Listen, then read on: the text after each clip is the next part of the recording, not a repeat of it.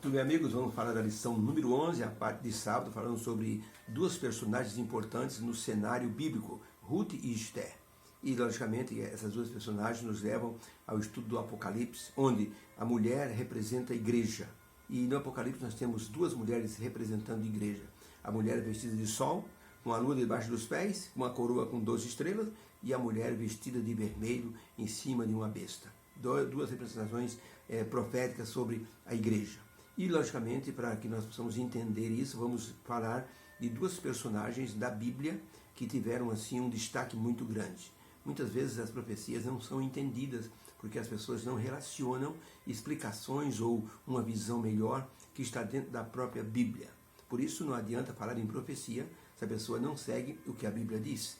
Não adianta a pessoa dizer, eu sou um profeta e vou profetizar, se a vida não está de acordo com os mandamentos e os preceitos de Deus. Isaías 8, verso 20, diz, a lei e o testemunho, se eles não falarem segundo esta norma, nunca verão a alvo. Consagração significa que a pessoa acredita na palavra profética. E quem crê na palavra profética, melhora a vida em todos os aspectos, seguindo a vontade divina. Não se torna um rebelde. Verso hora da semana, Esther capítulo 5, verso 2, e sucedeu que vendo o rei Assuero, a rainha Esther no pátio, ela alcançou graça aos seus olhos. E o rei olhou e estendeu para Esther o cetro de ouro que tinha na sua mão. E Esther chegou e tocou na ponta do cetro, representando recebimento ou cortesia, pode se aproximar. Se o rei não estendia o cetro, a rainha podia ser presa de forma imediata. Era uma invasão de privacidade. Mas o rei gostava de Esther, era sua esposa, era a rainha da Pérsia. Ele estendeu o cetro.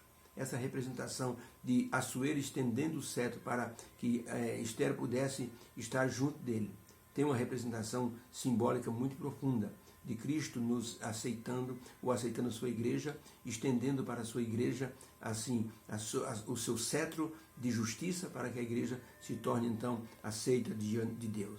Nós temos no Apocalipse símbolo dos últimos dias, e as profecias nos mostram o que vai acontecer. A mulher no Apocalipse foi perseguida pelo diabo, pelo dragão.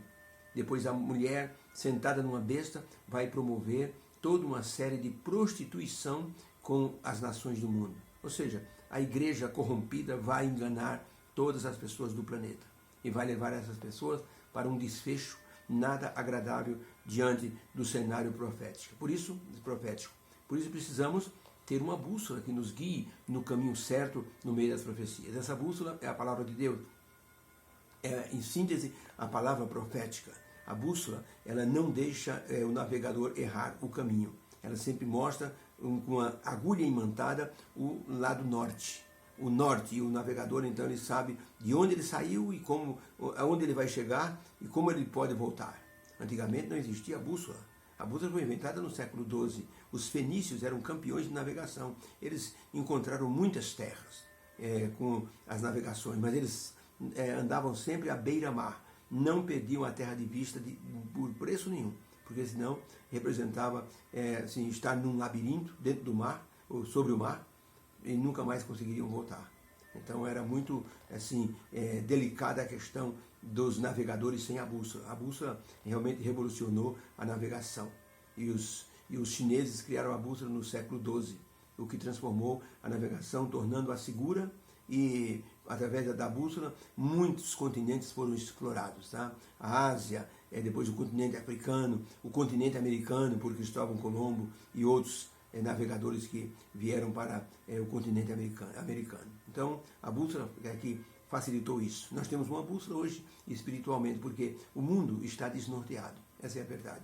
O mundo, a gente olha os conflitos e percebe que as nações estão desnorteadas. A ONU não consegue fazer muita coisa. Ela dá a opinião dela, dá a ordem, mas os estadistas, os governantes, eles não cumprem. Eles querem somente assim, o poder que eles estão desempenhando é aquilo que vale. Então, não estão nem aí para sanções econômicas, para restrição. É só ver o caso da Rússia, da Ucrânia e assim por diante, Israel e a Palestina. São situações agravantes. Então, é preciso uma bússola nessa governabilidade das nações. E Deus tem essa bússola. Mas as pessoas não querem seguir a vontade divina. Feliz a nação cujo Deus é o Senhor. Pronto, essa é a chave do sucesso. Mas qual é o governante que quer seguir os conselhos de Deus?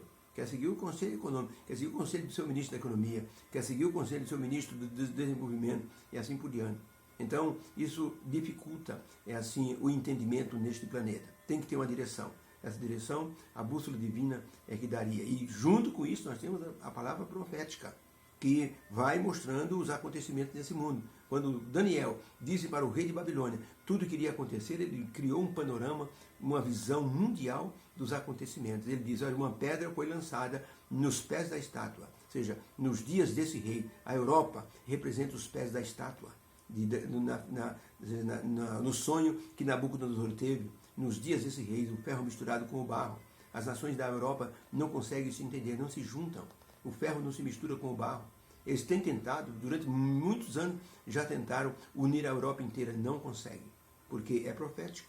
Então, Deus, ele sabe o que vai acontecer, ele direcionou as coisas para que os seus filhos pudessem saber de tudo que iria acontecer. E, com isso, nós temos duas personagens importantes na história bíblica, que é Ruth e Esther. Ruth deixou o seu povo para acompanhar Noemi, e através disso ela acabou sendo resgatada por Boaz. Boaz é um tipo de Cristo, resgatou Ruth como Jesus nos resgatou na cruz do Calvário. Depois nós temos Esther, o povo numa corda bamba, condenado a morrer, porque Amã perseguiu Mardoqueu, que era judeu, e ele disse, vou matar esse povo todo. Então o diabo é representado por Amã na profecia bíblica. E a perseguição que ele fez ao povo de Deus vai acontecer no final, na fase profética, no Apocalipse.